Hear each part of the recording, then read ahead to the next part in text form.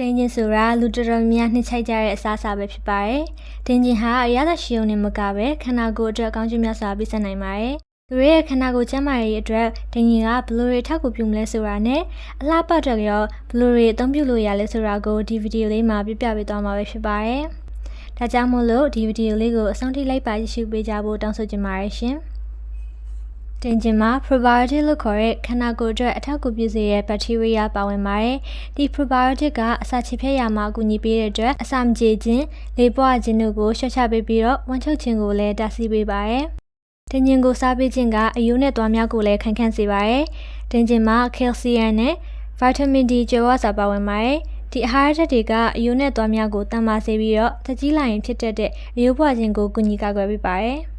တင်းချင်းကကိုယ်ခံအားစနစ်ကိုလည်းမြင့်တင်ပေးပါတယ်။တင်းချင်းမှာပါဝင်တဲ့ protein နဲ့ vitamin တွေကခန္ဓာကိုယ်ရဲ့ကိုယ်ခံအားစနစ်ကိုအားကောင်းစေပါတယ်။အဲဒီအတွက်အေးမိခြင်း၊ဖျားနာခြင်းတို့ကိုအလဲတကူမဖြစ်အောင်ကူညီပေးပါတယ်။တင်းချင်းကကိုယ်လေးချင်းထိန်းကြီးရမှာလည်းအထောက်အကူပြုပါသေးတယ်။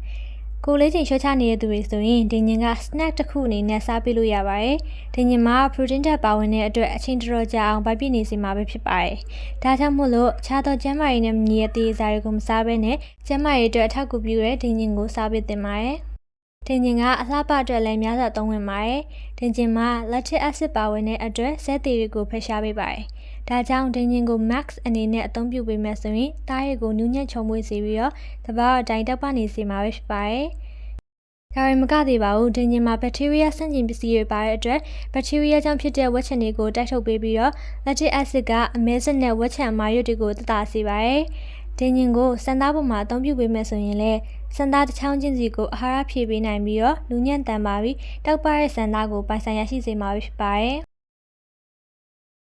ခုပြပြပေးသွားတာကတော့ခန္ဓာကိုယ်အတွက်တင်းချင်းကဘလိုတွေအထောက်အကူပြုလဲဆိုတာနဲ့အလှပတဲ့ရောဘလိုတွေအသုံးပြုလို့ရလဲဆိုတာကိုပြပြပေးသွားတာပဲဖြစ်ပါတယ်